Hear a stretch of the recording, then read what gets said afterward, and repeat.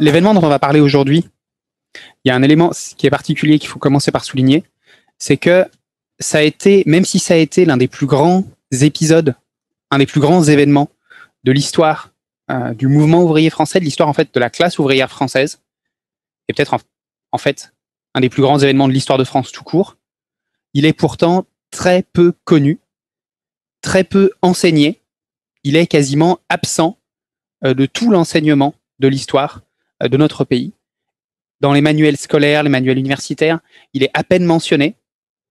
Dans les enseignements de l'histoire au collège, au lycée, si on a de la chance, on en entendra parler une fois en passant comme un micro-événement qui s'est déroulé au moment des troubles de la mise en place de la Troisième République, et c'est tout. Et c'est pas quelque chose qui devrait nous étonner, parce que l'histoire, c'est pas un élément, c'est pas une discipline neutre, en dehors des classes, c'est les vainqueurs qui l'écrivent et qui l'enseignent. Ou plus exactement, c'est les vainqueurs qui écrivent et qui décident comment elle doit être enseignée. Et il y a la classe dominante, elle a un intérêt direct, évident, à ce que les travailleurs et la jeunesse ignorent leur propre histoire, ignorent l'histoire de leur classe. Et en l'occurrence, ignorent l'histoire du mouvement révolutionnaire du 1870-1871, qui a fini par porter au pouvoir la classe ouvrière, au moins à Paris, et à renverser l'État capitaliste dans l'enceinte de la capitale, et à régner pendant 10 semaines sur la société. Dans des circonstances extrêmement difficiles, les travailleurs de Paris se sont efforcés de mettre un terme à l'exploitation, à l'oppression, de réorganiser la société sur des bases nouvelles, et ils ont malheureusement fini par être écrasés dans des circonstances particulièrement terribles, sur lesquelles on reviendra tout à l'heure, par la République capitaliste et les armées de la bourgeoisie.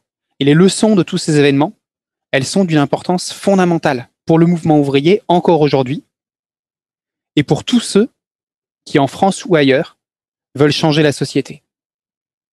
Un des éléments les plus importants, pour commencer, c'est le fait que, contrairement à ce qu'on imagine souvent ou ce qui est souvent prétendu, le marxisme, il n'est pas sorti tout près de la tête de Marx à un moment donné de la fin des années 1840. Il a fallu attendre en fait des expériences concrètes, des expériences révolutionnaires, pratiques, réelles, pour que le marxisme se perfectionne et mette au point notamment sa théorie de l'État. Et pour ça, Marx et Engels, ils se sont appuyés sur l'expérience de la Commune de Paris.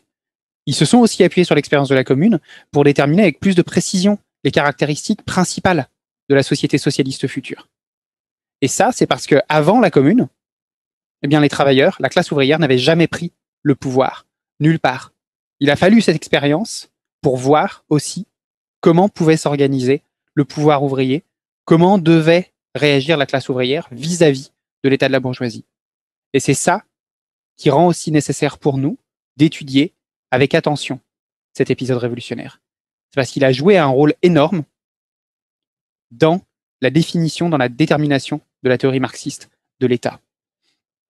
Mais pour commencer à rentrer dans le vif du sujet, la cause immédiate en fait de cette révolution, si on doit remonter pas si longtemps en arrière, c'est en fait la guerre franco-prussienne. Enfin, en fait, ce qu'on appelle en France la guerre franco-prussienne, mais qui en réalité est une guerre franco-allemande, puisqu'il y avait aussi des Saxons, des Bavarois, il y avait en fait des Allemands de tous les États allemands existants à l'époque en guerre contre la France, qui a commencé cette guerre à l'été 1870. Et c'est pas un phénomène qui est si inédit et si rare que ça, que les révolutions naissent de la guerre. En 1905 et en 1917 en Russie, par exemple, la guerre a provoqué un phénomène révolutionnaire. Et on peut faire d'ailleurs un parallèle intéressant, puisque dans les trois cas, en 1917, en 1905 en Russie et en 1870 en France, dans les trois cas, c'est des guerres qui avaient été voulues par le régime en place comme une solution pour mettre fin ou pour ralentir un processus révolutionnaire qui commençait à mûrir. Parce que si on remonte quelques années avant les événements de la Commune, en fait une vingtaine d'années, lorsque le coup d'État militaire du 2 décembre 1851 a porté Napoléon III au pouvoir et a donc mis en place ce qu'on appelle le Second Empire, c'était la fin d'une période d'instabilité du régime bourgeois. Il y avait eu 3 ans de crise politique, de crise sociale après la Révolution de 1848, et ce nouveau régime semblait au début complètement inébranlable. Les travailleurs avaient été écrasés, notamment lors de la sanglante répression des journées de juin 1848, qui avait fait des milliers de morts à Paris. Leurs organisations avaient été mises hors la loi. Bref, le nouveau régime semblait avoir les pieds extrêmement solides. Pourtant, à la fin des années 1860, un début de crise économique, les répercussions des multiples guerres menées à l'étranger par le régime bonapartiste, en Italie, en Crimée, mais aussi, on a tendance à l'oublier, au Mexique.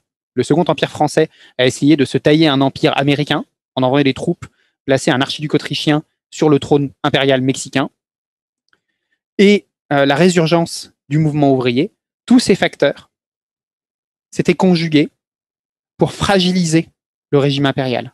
Les élections donnaient des majorités de plus en plus importantes, ou en tout cas donnaient des résultats de plus en plus importants à l'opposition, et le mouvement socialiste et le mouvement ouvrier commençaient à se fortifier et à se rentrer en lutte. Et le régime et l'empereur ont fait le calcul qu'une nouvelle guerre, mais une guerre victorieuse cette fois-ci, pas comme au Mexique, et une guerre courte, pourrait retarder l'effondrement du régime, lui redonner un regain de popularité et asseoir son autorité. Et donc en juillet 1870, Napoléon III déclare la guerre à la Prusse, dirigée par le chancelier Bismarck. Ça fait rentrer en guerre contre la France tous les États allemands, qui étaient à ce moment-là liés par un traité défensif. Et cette tentative d'invasion de l'Allemagne, elle se solde par un échec assez rapide, puisqu'après 2 mois de débâcle quasiment continu, le 2 septembre, près de Sedan, c'est l'empereur lui-même qui est fait prisonnier par les troupes allemandes, avec près de 100 000 soldats. Et alors que la guerre avait pour but de renforcer le prestige du régime, cette défaite rapide et humiliante a eu l'effet complètement inverse.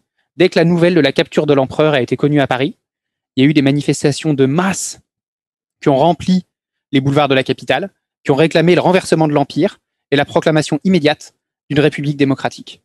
Et ces manifestations du 4 septembre 1870, elles marquent le début, en fait, d'un long processus révolutionnaire qui va s'achever plusieurs mois plus tard par la défaite de la Commune.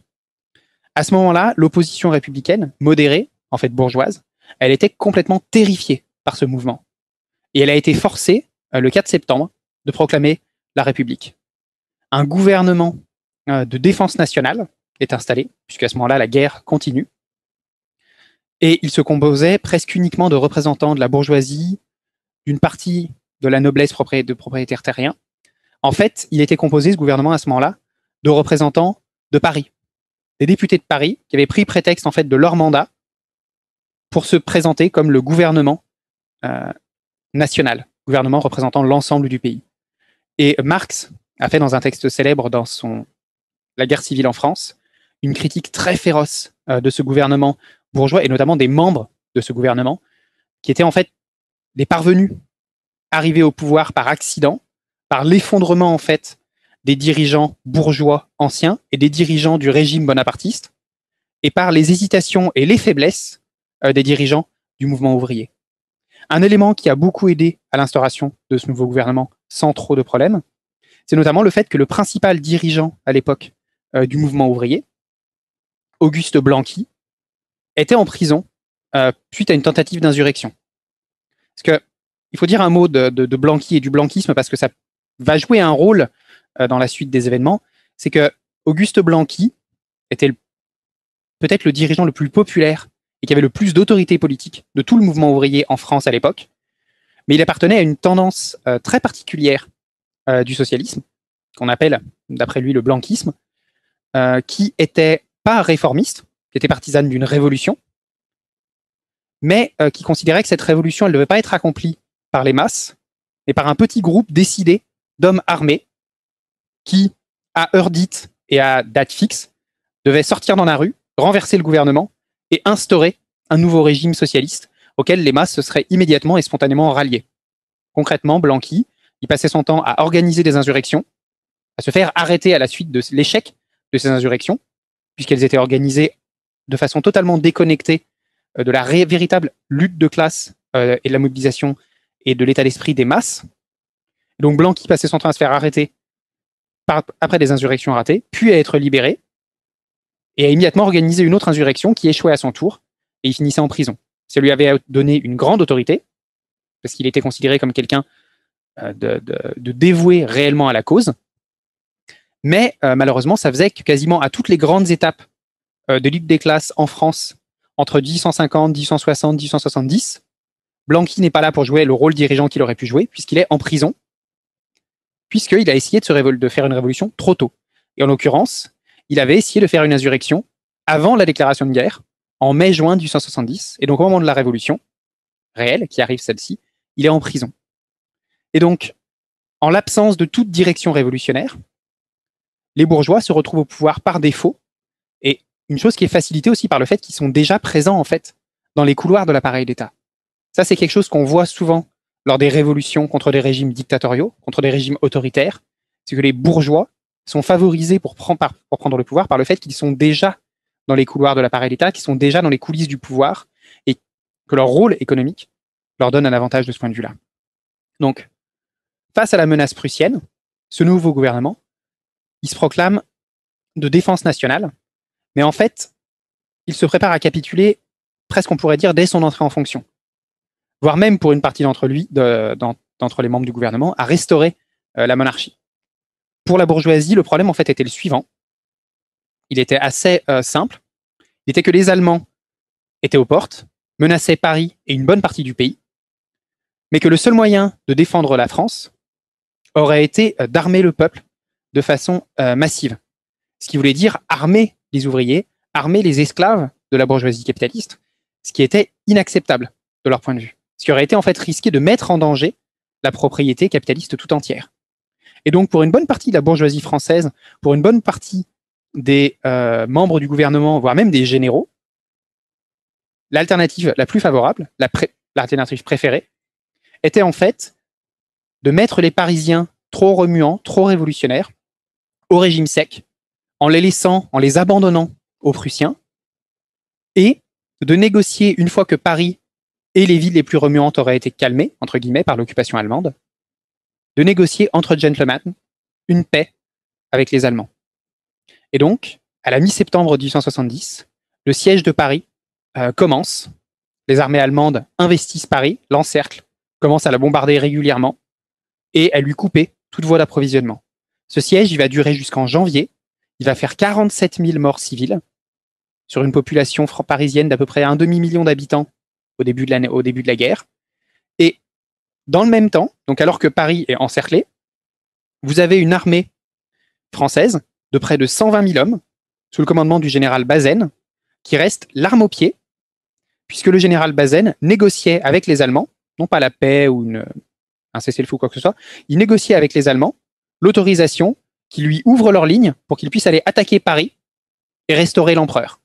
C'est-à-dire que dans le même temps où le gouvernement de défense nationale laisse Paris face aux Allemands, vous avez des morceaux entiers de l'état-major français qui, eux, se préparent à la guerre contre le peuple parisien, contre le peuple français, en fait, contre les travailleurs, contre la classe ouvrière, plutôt que de mener sérieusement la guerre.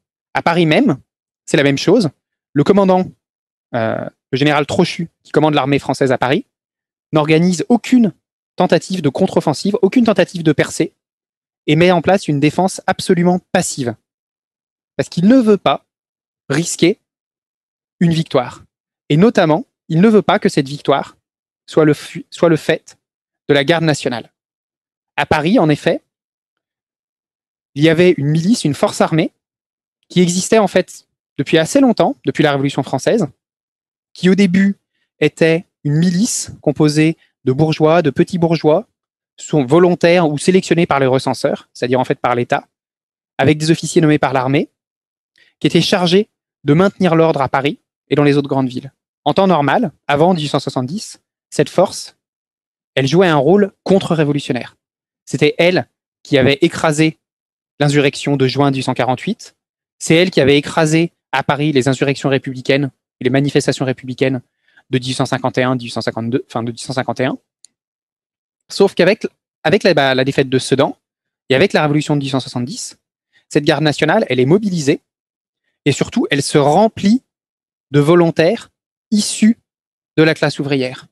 La garde nationale, elle se massifie, elle se prolétarianise Et elle voit aussi rentrer à l'intérieur, en son sein, de plus en plus de militants révolutionnaires qui commencent à y introduire des traditions nouvelles, notamment l'élection des officiers.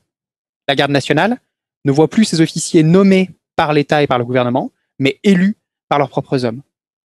Et en fait, au fur et à mesure de cette période, à partir de septembre 1870 jusqu'à la fin de l'année 1870, la garde nationale devient une organisation armée autonome et majoritairement prolétarienne. Et du point de vue du gouvernement, là, ça devient aussi, là encore, une énorme épine, en fait, dans son flanc. Puisque une victoire de Paris, la levée du siège de Paris suite à une victoire militaire, serait en fait une victoire avant tout de la garde nationale. Et cette absence de volonté de combat des généraux et du gouvernement, elle commence à se voir de plus en plus.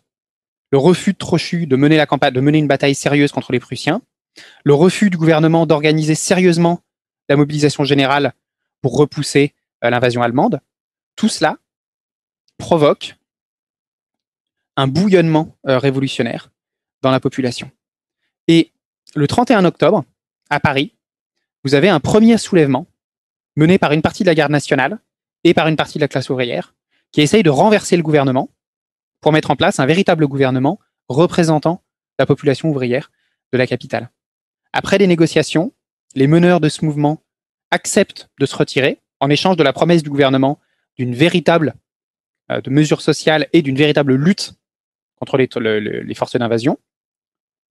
À peine se sont-ils retirés qu'ils sont arrêtés, comme Flourens ou Delescluze, dont on reparlera plus tard, ou contraints à la clandestinité, comme Blanqui, qui venait d'être libéré, et qui a donc à nouveau tenté une insurrection trop tôt, et la répression commence. L'ancien commandant de la garde nationale, qui avait été considéré comme trop faible face à l'insurrection, est remplacé par un général que la classe ouvrière parisienne connaissait bien, le général Clément Thomas, qui avait été le commandant de la répression lors des journées de juin 1848, et qui donc avait à son palmarès, en quelque sorte, la mort de entre 4500 et 6500 ouvriers en quelques jours, dont près de 1500 fusillés après les combats, sans procès. Et s'étant débarrassé en quelque sorte, en tout cas le croit-il, de la partie la plus active du prolétariat parisien, le gouvernement se sent les mains plus libres pour négocier la fin de la guerre. Et le 28 janvier 1871, il signe l'armistice avec Bismarck, avec le gouvernement prussien, qui est devenu entre-temps le gouvernement allemand. Et les conditions d'armistice sont énormes. La cession à l'Allemagne de l'Alsace, de la Lorraine, des frais d'occupation absolument faramineux, c'est-à-dire que non seulement tous les frais de la guerre doivent être payés par la France, mais en plus, une force d'occupation allemande devra rester pendant plusieurs années en France, et tous ces frais, nourriture, logement, etc., devront être assurés par la population française. Et le gouvernement accepte, et accepte même une condition encore plus humiliante, c'est que Bismarck ne veut pas que cette paix soit ratifiée seulement par un gouvernement qui n'a jamais été élu. Il veut que cette paix soit ratifiée par une Assemblée nationale élue au suffrage universel. Et donc il impose la tenue d'élections dans un délai de quelques jours d'une Assemblée nationale qui aura pour seul but de signer l'armistice. Et le gouvernement français accepte. Et on a donc là cette situation absolument surréaliste d'élections tenues dans un pays dont un bon tiers est soumis à une force armée d'occupation, sous les dictates de l'occupant, dans un délai de quelques jours, sans véritable débat, sans véritable préparation, sans véritable campagne, sur un motif et avec comme seul objectif de signer une paix dont les conditions réelles ne sont alors pas connues par la grande majorité du pays. Et le tout alors que les principaux dirigeants du mouvement ouvrier sont en fuite, en prison ou dans la clandestinité.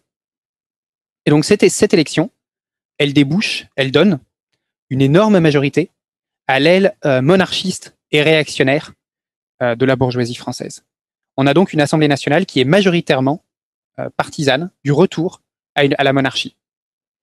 Et ça, c'est le reflet, dans une grande partie aussi, de l'arriération des campagnes françaises. Des tendances, on va dire,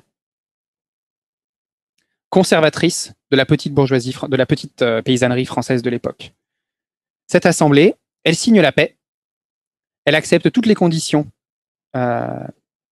fixées par l'occupant. Et la question de la guerre réglée, le gouvernement, dirigé alors par Adolphe Thiers, décide de se tourner vers Paris. Puisque même si la guerre est finie, la classe ouvrière parisienne, elle est toujours armée.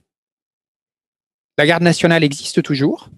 Il y a même une petite particularité qui est que à Paris, la garde nationale, et donc la classe ouvrière parisienne, est la seule à posséder de l'artillerie. Puisque pendant la guerre, pendant le siège, beaucoup de quartiers ouvriers ont levé des souscriptions pour payer des canons à la garde nationale. Et lorsque l'armistice a été signé, Bismarck a fait saisir les canons de l'armée régulière, mais a reconnu à la garde nationale sa propriété sur ses propres canons et ne les a pas fait saisir. Ce qui fait qu'à Paris, la seule artillerie présente à l'intérieur de la ville est aux mains de la classe ouvrière.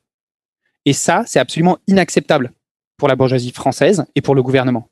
Il est hors de question que la classe ouvrière reste armée, et qui plus est, qu'elle reste mieux armée dans la capitale que les forces régulières. Et donc, le gouvernement décide d'aller, il n'y a pas vraiment d'autre mot, voler ces canons à la garde nationale de nuit, le 18 mars. Le même jour, par mesure de précaution, le gouvernement Thiers fait arrêter Blanqui, qui avait été localisé par la police, et tous les autres chefs révolutionnaires qui se trouvaient hors de Paris. À Paris même, c'était impossible du fait en fait de l'armement et de la présence de la garde nationale, mais à l'extérieur de la ville, c'est fait. Et donc, le 18 mars, vous avez cette opération, quelque sorte commando, qui est menée par l'armée régulière et quelques gendarmes, consiste à aller de nuit s'infiltrer dans Montmartre, puisque les canons de la garde nationale étaient stockés sur la butte Montmartre, pour aller abattre les quelques sentinelles de la garde nationale qui gardaient ces canons, et ensuite les redescendre de la butte, les sortir de Paris pour les amener dans une caserne. Le problème, c'est que les généraux qui ont planifié l'opération s'y sont très mal pris et qu'ils n'ont pas prévu assez de chevaux. Et donc, arrivés sur place, les soldats s'aperçoivent qu'ils ne peuvent pas tirer ces canons à main nue et que donc ils n'ont pas les moyens d'enlever les canons. Et donc, alors que le jour se lève, vous avez cette unité de l'armée régulière et ces généraux et ces gendarmes qui se retrouvent isolés au milieu d'un quartier ouvrier parisien qui se réveille et qui s'aperçoit que le gouvernement est en train d'essayer de lui voler ses canons. Très vite, une manifestation se forme. Les travailleurs du quartier se rassemblent autour des soldats, parlent aux soldats, discutent avec les soldats. Les femmes, les enfants négocient, argumentent, essaient de les convaincre qu'il ne faut pas faire ça, qu'il ne faut pas obéir au gouvernement. La garde nationale commence à se préparer, se rassemble, rejoint elle aussi le lieu du rassemblement. Le général commandant l'opération, le général Lecomte, paniqué, ordonne à ses troupes de tirer sur la foule. Les soldats ne tirent pas. Lecomte répète son ordre 2, 3, 4 fois. Finalement, ces hommes se retournent, l'arrêtent et le collent contre un mur pour le fusiller, lui.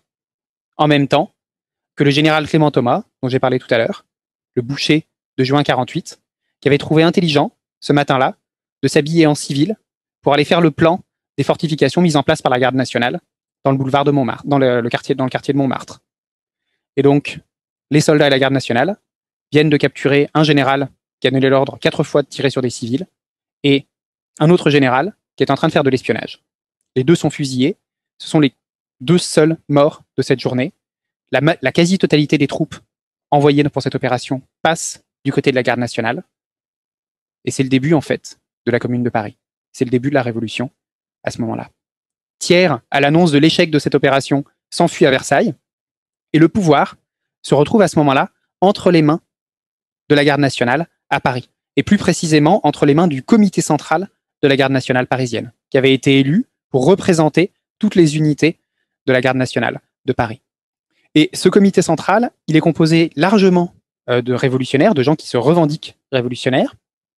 Il est divisé en 2 grandes tendances, une majorité qu'on pourrait décrire comme jacobine, de républicains sociaux, qui vivent en fait beaucoup dans des souvenirs de la grande révolution française de 1789, 93, 94, qui vivent en fait dans le souvenir de Robespierre et de Saint-Just, plus que dans le 19e siècle réel, et une minorité socialiste, dans lequel les marxistes, les internationalistes, en tout cas les membres de la première internationale, ne sont qu'une infime minorité. Mais malgré l'existence de ce comité central, il n'y a aucune organisation à ce moment-là à Paris qui est sérieusement révolutionnaire. Il n'y a aucune véritable organisation révolutionnaire, dotée d'un programme, de cadres qui pourraient diffuser des mots d'ordre, des mesures de transition, avancer des perspectives. Ça n'existe pas. D'où cette impression qui va rester en fait pendant une bonne partie de la durée de la Commune et qu'on voit dès ces jours-là, cette impression que tout est improvisé ou fait à moitié. Et dès le début, ce comité central ne sait pas que faire en fait du pouvoir qui lui est tombé entre les mains. Et il hésite, à tel point que la bourgeoisie parisienne se dit qu'elle peut le chasser du pouvoir en fait et reprendre entre ses mains le pouvoir d'État assez facilement. Et le 22 et le 24 mars, elle va tenter dans 2 manifestations armées de reprendre le contrôle de l'hôtel de ville de Paris et d'en chasser la garde nationale. Et 2 fois, c'est un échec.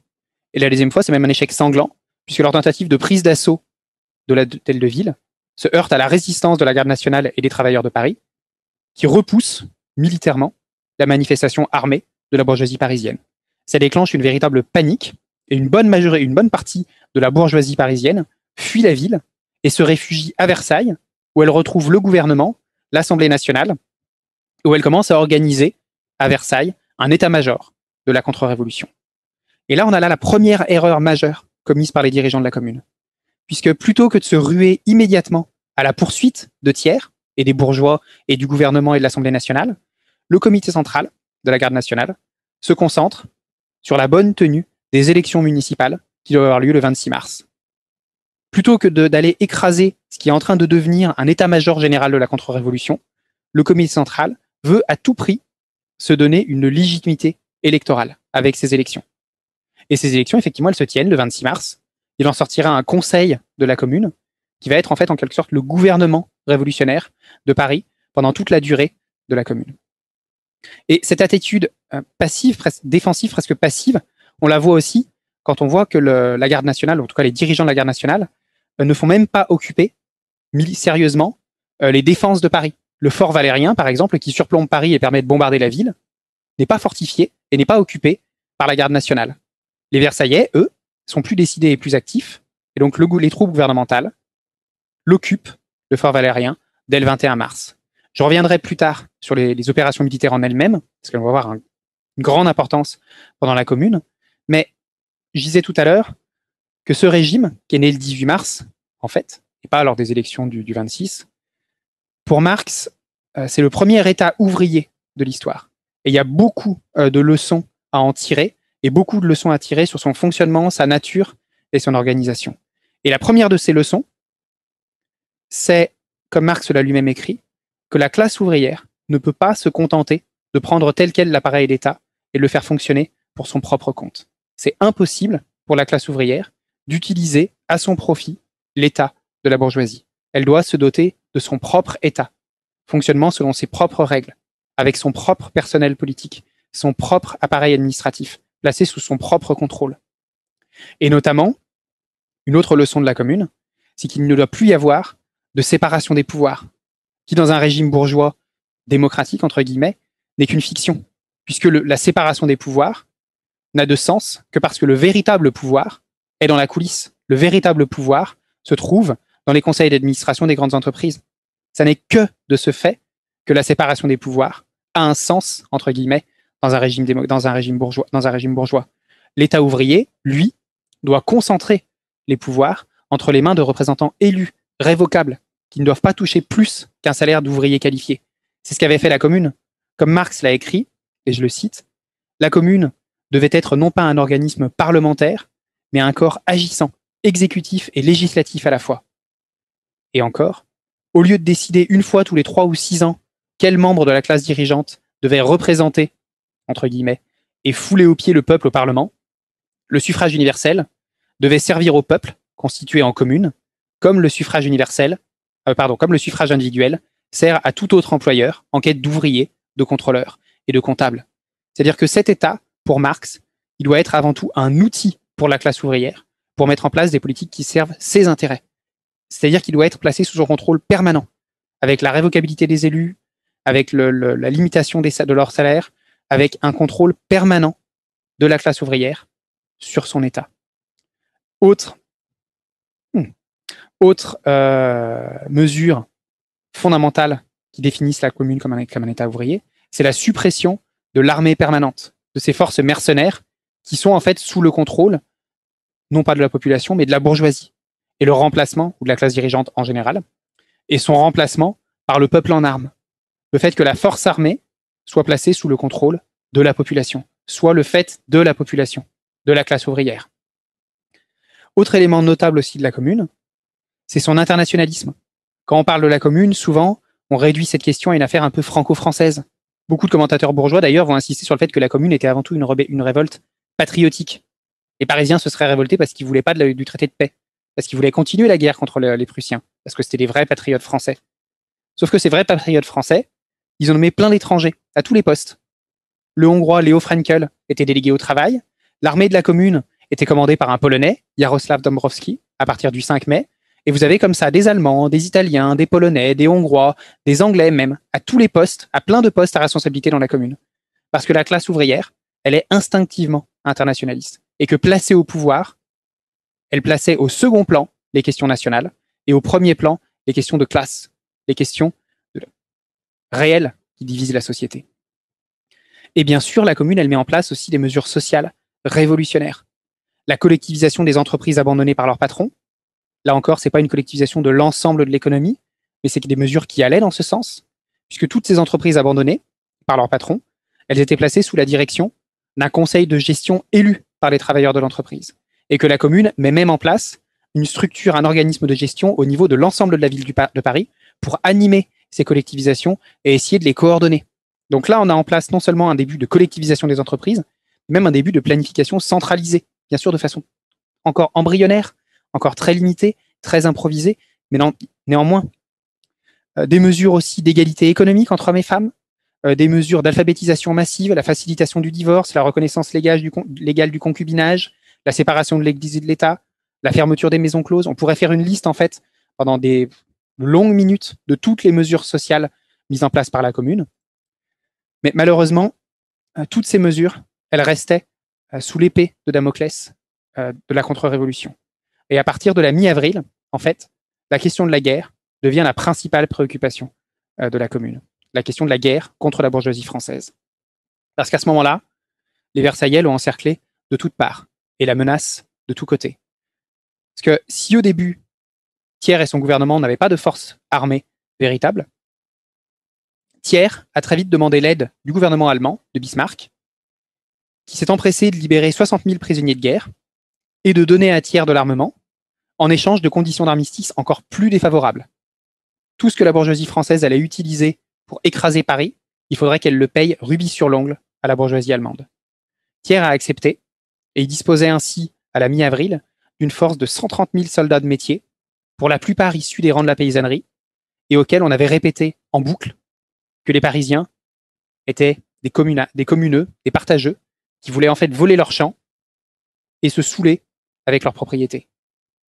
Et ce petit événement d'ailleurs de cet accord avec Bismarck, c'est une leçon, je parlais tout à l'heure du patriotisme, c'est une leçon sur le patriotisme des classes dirigeantes, qu'elles n'utilisent, qu'elles ne mobilisent, qu'elles ne mettent en avant que lorsqu'ils servent leurs intérêts. En réalité, c'est avant tout une solidarité de classe qui s'est exprimée là. Et donc, la guerre, elle commence à devenir de plus en plus importante encore la commune à partir du mois d'avril. Dès le début, je parlais tout à l'heure de ce défensisme, de cette passivité des dirigeants de la commune, dès le début, une partie de ces dirigeants, dont Flourens notamment, voulait ne pas attendre et disperser le nid contre-révolutionnaire de Versailles. Et ils finissent par faire entendre leur voix. Et le 3 avril, une offensive est organisée contre Versailles. L'armée de la commune sort de Paris et essaye d'aller prendre Versailles aux contre-révolutionnaires. Et c'est un échec, parce qu'en plus de 2 semaines, eh bien, les Versaillais ont eu tout le temps nécessaire pour organiser leur défense sur l'axe Paris-Versailles. C'est quelque chose qui est très logique à la guerre. Quand vous laissez à votre ennemi 2 semaines pour se fortifier et pour se défendre avant d'attaquer, vous ne mettez pas toutes les chances de votre côté, en fait. Et cette offensive est un désastre militaire et aussi un désastre parce qu'une bonne partie des dirigeants qui sont faits prisonniers, une bonne partie des dirigeants les plus, énergiques de la commune, sont faits prisonniers à ce moment-là. Flourens lui-même est fait capturer par les Versaillais et est fusillé sans jugement. ainsi qu'un membre de l'AIT, qu'un membre de la Première Internationale, l'ouvrier métallurgiste Émile Victor Duval, qui est abattu avec tout son état-major. Et en fait, dès ce moment-là, on voit apparaître une habitude de l'armée contre-révolutionnaire de Versailles, de Thiers, c'est l'exécution sommaire des prisonniers, après leur humiliation publique. C'est pas le seul crime des Versaillais. La répression de la Commune, ça a été une guerre civile. C'est-à-dire un de ces moments où la bourgeoisie, qui d'habitude aime à se présenter comme une classe cultivée, civilisée, raffinée, un de ces moments où elle laisse tomber son masque et elle se montre telle qu'elle est réellement. C'est-à-dire une classe de propriétaires d'esclaves, effrayés de perdre leur propriété, effrayés que leurs esclaves se libèrent. Et malheureusement, face à cette terreur blanche, les dirigeants de la Commune manquaient complètement de résolution, manquaient complètement de fermeté. Ils n'ont pas osé se montrer, non pas aussi fermes que les Versaillais l'étaient, mais ne serait-ce qu'un peu, en fait. Ils ont fait passer, par exemple, un décret de représailles annonçant qu'à chaque fois que les Versaillais exécuteraient des prisonniers de guerre, la Commune exécuterait des otages, choisis parmi la bourgeoisie parisienne. Ils ont fait passer ce décret, et pendant quelques jours, quelques semaines après ce qu'il a été promulgué, les Versaillais n'ont plus fusillé leurs prisonniers. En tout cas, en ont beaucoup moins fusillé. Malheureusement, ce décret n'a jamais été appliqué. Les dirigeants de la Commune ont refusé de l'appliquer. Et donc, les Versaillais, voyant que ce n'était en fait pas sérieux, ont recommencé à torturer, à fusiller en masse. Et donc, aucune terreur rouge, en quelque sorte, ne s'est opposée à la terreur blanche de Versailles. Et à partir de l'échec de l'offensive d'avril, c'est une longue période de défense héroïque pendant plusieurs semaines, de bombardements, de sièges, de tentatives d'offensive des Versaillais qui se heurtent à la défense des Parisiens, jusqu'à ce que le 21 mai, une trahison permette aux Versaillais de rentrer dans Paris par l'ouest, par les beaux quartiers, par les quartiers bourgeois. Et à ce moment-là, une fois que les fortifications ont été percées, une fois que les troupes versaillaises sont rentrées dans la ville, bien, ça a été une semaine de défense acharnée. De conquête, l'armée versaillaise a été obligée de conquérir Paris quartier par quartier, rue par rue, maison par maison en fait, dans certains quartiers. Et à chaque fois, avec une défense acharnée, barricade après barricade, par les ouvriers et la garde nationale, de leur position. Et le 27 et le 28 mai, les derniers combats se sont déroulés sur la butte Montmartre. Et les derniers prisonniers ont été fusillés dans le cimetière du Père-Lachaise, contre ce qu'on appelle aujourd'hui le mur des fédérés. Parce qu'on appelait les combattants de la Commune des fédérés. Et ça, c'était que le début. La bourgeoisie parisienne, la bourgeoisie française a eu peur, a eu très peur, et donc elle se venge. Et elle se venge férocement. Tous les prisonniers, tous les blessés sont massacrés à la mitrailleuse. Des passants sont exécutés au hasard. Il suffisait d'être présent dans la rue après qu'une barricade soit tombée pour être fusillé. Au total, entre 15 000 et 30 000 Parisiens sont massacrés pendant la semaine sanglante et les jours qui suivront. Sur un total, je l'ai dit tout à l'heure, de 500 000 habitants de Paris avant la guerre de 70. S'y ajoute 1 millier de peines de prison et près de 5 000 déportations. C'est-à-dire qu'au total, la répression de la Commune par la bourgeoisie française a fait presque autant de morts que le siège de Paris par les armées allemandes. Le mouvement ouvrier français est décapité par la répression.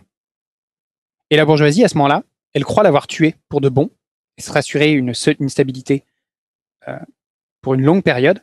Mais en fait, c'était impossible. Le mouvement ouvrier, il est rené de ses cendres, il s'est reconstitué, et il se reconstituera, en fait, il continuera à exister tant que la société de classe ne sera pas renversée. Tant qu'on n'aura pas enfin aboli le règne de la bourgeoisie, renversé sa domination de classe et mis en place un État qui sert réellement les intérêts de la classe ouvrière. Et pour arriver à ce résultat, il est indispensable d'étudier sérieusement, de se pencher sur l'histoire de ce premier État ouvrier, de cette première révolution provisoirement victorieuse, et d'en tirer les leçons, toutes les leçons nécessaires. Merci.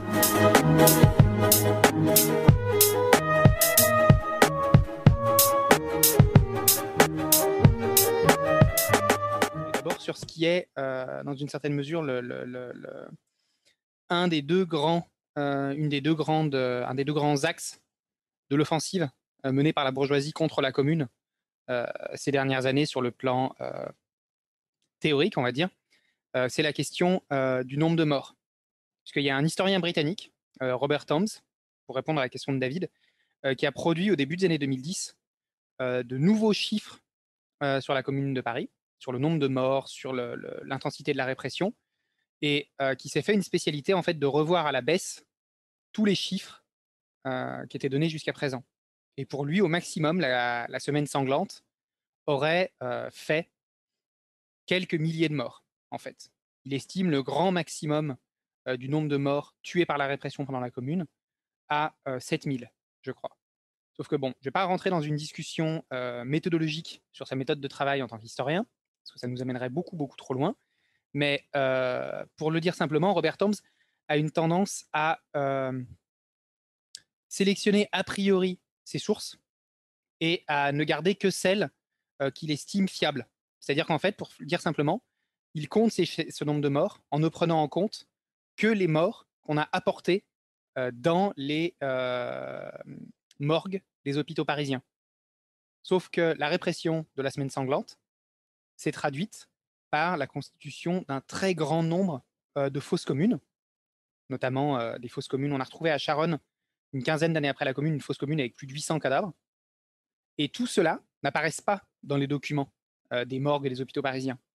Donc forcément, avec une méthode pareille, Robert Toms aboutit à des chiffres très très bas. Et ça fait, c'est un élément, on peut dire c'est de la querelle entre historiens, mais c'est un élément en fait que Robert Toms articule avec dans son livre tout un axe, son autre axe principal de ses publications, c'est de montrer à quel point est-ce que la commune était désorganisée, à quel point est-ce que les communards étaient peu motivés, à quel point est-ce que les communards étaient des déserteurs, à quel point est-ce qu'en fait les communards s'en moquaient de la révolution, à quel point. Et il y a vraiment en fait toute une offensive menée en ce moment sur deux grands axes par la bourgeoisie sur le plan intellectuel. D'une part, pour nous expliquer que la commune était une espèce de soulèvement d'ivrogne. Je caricature un peu les positions de Toms, mais par moment, il va presque jusqu'à ce point. Et dont la répression n'a fait pas tant de morts que ça. Et de l'autre, on a une autre tendance, celle de la gauche réformiste, qui essaye de réduire la commune à une espèce d'expérimentation utopique, un peu indolore, où une partie de la bourgeoisie, de la population parisienne aurait voulu essayer la démocratie directe. Point. On parle plus de socialisme, on parle plus de lutte des classes, on parle plus de tout ça. C'est uniquement des questions de forme de l'État, de forme du pouvoir et un peu de démocratie directe par là et tout irait mieux. Sauf qu'en fait, eh ben, il faut le dire, la classe ouvrière, en 1871, s'est insurgée à Paris et a pris le pouvoir. Et c'est ça la commune, c'est ça qu'il faut commencer par rappeler. Sur les autres communes en dehors de France, bon bah, d'autres camarades en ont parlé, mais effectivement, elles ont existé, mais elles ont été souvent très brèves, quelques heures, quelques jours au mieux. La commune de Lyon, je crois que c'est celle qui a tenu le plus. Elle a tenu moins de 48 heures après le 18 mars. Et elle s'est achevée, là encore, bah, comme Mathieu l'a rappelé, pour une question de manque de direction, par le fait que le mouvement ouvrier était sorti profondément divisé de la période après la révolution de septembre 70 et des erreurs du mouvement anarchiste lyonnais. Et donc au final, ça a été un des facteurs qui ont mené à l'isolement de Paris et à sa défaite. Mais c'est aussi lié à une autre erreur dont je parlais tout à l'heure, c'est-à-dire cet élément passif que le Conseil de la Commune de Paris ne voulait pas, entre guillemets, avait une espèce d'obsession de la légitimité et ne voulait pas faire la révolution en France au nom de la France, alors qu'il n'était, de son point de vue, que représentant de Paris. Donc il y a vraiment un élément, là encore, d'atermoiement, de passivité qui s'exerce en fait dans tous les domaines. On a un appel qui est lancé aux autres communes, mais rien n'est fait dans la première partie de la commune pour essayer réellement de se connecter à elle, pour essayer de se connecter aux autres villes du pays. Rien n'est fait non plus pour essayer de se connecter sérieusement aux paysans, parce que les paysans français, qui étaient à ce moment-là pressurés, étranglés par la grande propriétarienne, par les banques, par l'industrie capitaliste, parce que c'est une situation qui commençait déjà à se développer sérieusement, auraient été gagnables aux idées et aux programmes de la commune. Mais c'est pas quelque chose qui a été fait sérieusement, là encore, par la direction de la Révolution. Parce que, encore une fois, il manquait une organisation capable de le faire. David a posé une question par écrit sur la butte aux cailles. En fait, c'est un haut lieu de la commune parce que c'est un des seuls endroits où la défense a été bien organisée pendant la semaine sanglante et où donc les troupes versaillaises ont été tenues en échec plusieurs jours. Là encore, ça montre ce qu'il aurait été possible de faire avec un peu d'organisation. avec une sélection cohérente des commandants, avec une sélection sérieuse, une organisation sérieuse des troupes, de la garde nationale, une bonne préparation. En fait, avec du sérieux et de l'organisation, il aurait été possible de repousser les troupes versaillaises, voire plus simplement, en fait, de les balayer dès le début, si ça avait été fait sérieusement et de façon cohérente. Mais ça n'était pas là. La Butokai, c'est aussi un bon exemple parce que là encore, on a, c'est pas Dombrowski, je crois que c'est un dirigeant qui s'appelait Marlewski, c'est encore un Polonais, encore un de ces insurgés polonais de 1863 qui arrivent en France en 1870, après la chute de l'Empire, et qui proposent leur service à la Nouvelle République. Et la Nouvelle République ne trouve rien de mieux à faire que de les faire arrêter, parce que ce sont de dangereux révolutionnaires. Ils ont essayé de faire une révolution en Pologne, il ne s'agirait pas qu'ils fassent la même chose en France. Et donc ils sont libérés par la Commune, et ils se rallient à la Commune spontanément, en fait. Parce que la Commune, pour ces révolutionnaires, souvent socialisants, ou en tout cas républicains très radicaux polonais, la Commune, c'est un élément de cette République universelle qu'il s'agit de faire en Pologne aussi. Et donc c'est pour ça aussi qu'on a tous ces éléments-là, ces étrangers partout. Anthony en parlait, mais il y a un élément de spontanéité, enfin d'internationalisme spontané dans la classe ouvrière qui s'exprime à travers la Commune. Et malheureusement, la défaite de la Commune, elle a aussi un impact au niveau international. Bon, d'abord sur l'AIT, puisque l'échec de la Commune, ça va marquer en fait aussi la mort de la première internationale, qui se divise sur les leçons à tirer de la Commune. Les anarchistes, menés par Bakounine, n'ayant tiré aucune leçon de l'échec de la Commune et continuent à s'opposer à toute centralisation, à toute organisation euh, centrale eh bien, du mouvement ouvrier et du pouvoir après la Révolution, et finissent par scissionner l'international et la mener à sa perte, en fait. Un élément sur lequel je voulais revenir, bon, alors le boulangisme, le fascisme, alors effectivement, on pourrait y revenir dessus, mais malheureusement, je n'ai pas le temps de trop m'étendre là-dessus. Je vais juste mentionner en passant le fait que c'est un élément, là encore, révélateur de la confusion qui régnait chez beaucoup de dirigeants de la Commune. Le fait qu'ils aient ensuite rejoint le mouvement boulangiste, c'est un élément assez révélateur de leur confusion politique. Puisque Boulanger, pendant la Commune, était tout sauf un communard. Il servait dans l'armée d'en face, en fait. Il était dans l'armée de Versailles. Et le fait que des communards, à peine 15 ans après la Commune, aient pu croire que la révolution sociale allait advenir par un coup d'État mené par un général monarchiste, c'est une bonne illustration eh bien, de l'absence de l'absence de doctrine politique, en fait, l'absence des politiques cohérentes chez beaucoup de dirigeants de la Commune. Sur la question de Sandy sur les populistes, beaucoup de camarades y ont répondu. Hubert en a dit un mot, mais moi je voudrais revenir sur une question qui est, là encore, qui vient aussi des idées reçues qu'on peut avoir sur la Commune, et notamment des idées reçues qui ont été propagées par les milieux anarchistes. Mais sur la question de l'ordre pendant la Commune, en fait, l'ordre public, c'est pas forcément une notion, en tout cas la lutte contre la délinquance, c'est pas forcément une notion réactionnaire. Je veux dire, un travailleur qui rentre chez lui le soir n'a pas envie de se faire agresser et voler ses chaussures, sa veste et son portefeuille. Et en réalité, de l'aveu même des bourgeois, une des périodes pendant lesquelles, de toute son histoire, les rues de Paris ont été les plus sûres, c'était pendant la Commune. Parce que la classe ouvrière de Paris avait pris en main l'ordre public, avait mis en place des patrouilles régulières dans les rues, que les travailleurs connaissaient leur quartier, et en fait, on réduit quasiment à néant la délinquance pendant une bonne partie de la Commune de Paris. Et là encore, une idée qui est souvent avancée, c'est celle de la Révolution comme cette espèce de grand chaos généralisé où tout le monde fait n'importe quoi, se saoule, et c'est la fête en permanence dans tous les coins de la ville.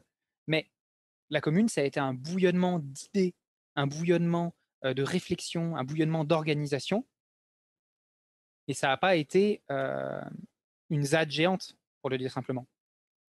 Et c'est quelque chose qui est d'autant plus vrai qu'une bonne partie des souteneurs, des truands, des gens comme ça, avaient fui Paris avec leurs clients bourgeois. Marx le souligne de façon très précise, très nette et très ironique dans dans la guerre civile en France, mais que concrètement, une des premières mesures de la bourgeoisie quand elle est revenue à Paris a été de rouvrir les maisons closes, de restaurer la prostitution légale et de restaurer le trafic d'êtres humains qui avait été aboli par la Commune. La délinquance, elle n'est pas combattue par la bourgeoisie, elle fleurit sous la bourgeoisie. Elle est combattue beaucoup plus sérieusement et beaucoup plus efficacement par le socialisme. Juste 2 éléments pour finir, parce que je m'aperçois que je prends déjà beaucoup de temps, sur la question eh bien de qu'est-ce que c'est qu'une révolution et au final, est-ce que c'était une révolution, est-ce que c'était une insurrection et de qu'est-ce qui l'a fait émerger. Eh bien, c'était les deux. C'est-à-dire qu'une insurrection qui réussit est une révolution. Une insurrection, si on distingue l'insurrection comme un élément spontané en quelque sorte et la révolution comme un événement préparé à l'avance, là encore, c'est souvent quelque chose qui est de l'ordre des idées reçues en fait. Très souvent, les révolutions, et contrairement à ce qu'imaginaient par exemple les blanquistes dont je parlais tout à l'heure, les révolutions, elles ne se font pas sur ordre par la décision d'un comité central révolutionnaire. Les révolutions, elles sont faites par des classes, par des masses, en fait, qui se mobilisent, qui entrent en action, parce que justement, elles n'en peuvent plus de leurs conditions actuelles, et que les classes dirigeantes ne peuvent plus continuer à diriger comme avant. Et c'est ça qui s'est passé pendant la Commune. C'est que la classe ouvrière, elle est rentrée en action en septembre 1870, poussée par la crise, par la dégradation continue de ses conditions de vie, par l'effondrement politique de la bourgeoisie, et que la prolongation de ce mouvement a fini par faire évoluer ses propres idées, sa propre conscience d'elle-même et de la situation politique générale, par la faire évoluer d'un républicanisme radical qu'il avait mené à proclamer la République en 1870, à des idées socialistes. Au fait qu'en mars 1870, quand les travailleurs de Paris prennent le pouvoir directement, aucune question ne se pose sur la forme du nouveau régime. Ce sera un régime socialiste.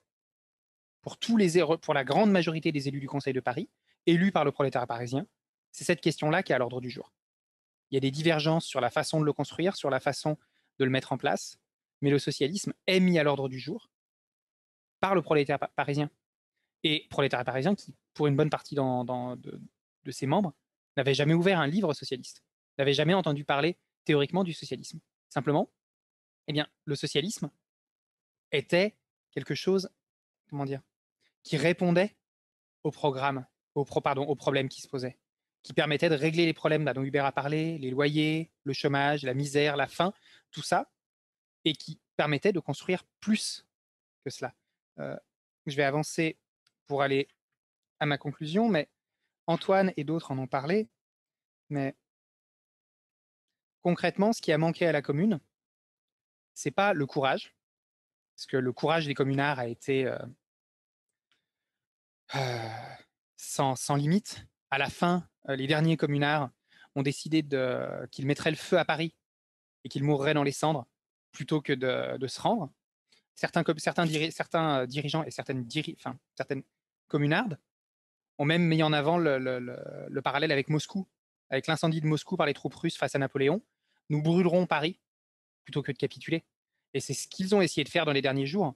On a souvent représenté ces communardes, les pétroleuses, avec un bidon d'essence et une torche à la main, comme si ça avait été leur obsession dans la vie de mettre le feu à la ville.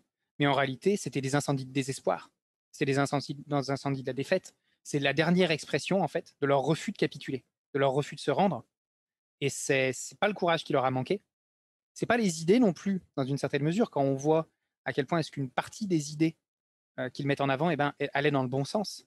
Ce qui leur a manqué, c'est une organisation, en fait, pour porter ces idées, pour les transformer en un programme, pour les transformer en des mesures concrètes, pour tout simplement proposer des mots d'ordre, tout simplement intervenir au bon moment, souligner au bon moment, eh bien, dès le 18 mars, dès le 19 mars, qu'il fallait pas laisser de répit à Thiers, qu'il fallait pas laisser à la contre-révolution le temps de s'organiser, le temps de se préparer au combat. Lui rappeler qu'il fallait se connecter au reste du pays. Ne pas perdre 3, 4, 5 jours à organiser une élection municipale en pleine guerre civile, parce que la bourgeoisie, de son côté, elle, n'organisait pas d'élection municipale. L'Assemblée nationale n'organisait pas d'élection pour vérifier sa propre légitimité. Le gouvernement de Thiers ne se soumettait pas au suffrage universel. Il avait une guerre civile à mener. Il en était bien conscient. Et c'est ça qui a manqué. Et c'est ça qu'il faut construire aujourd'hui sur les leçons de la Commune, sur les leçons des autres révolutions qui se sont déroulées depuis, pour pouvoir régler tous les problèmes dont on a parlé tout à l'heure. Rosa a parlé de l'oppression des femmes, d'autres camarades ont parlé de l'oppression des minorités, tous ces problèmes-là posés par le capitalisme, et tous les problèmes que vit aujourd'hui la classe ouvrière. Si on veut que les révolutions de demain, elles soient victorieuses, elles durent plus que quelques semaines, il leur faut une organisation qui soit capable de proposer un programme, de proposer une direction, de proposer un sens dans lequel aller, dans lequel faire aller la révolution pour qu'elle soit victorieuse. Et c'est ça qu'on vous propose de construire, et c'est ça qu'on vous propose de nous aider et de nous aider à faire advenir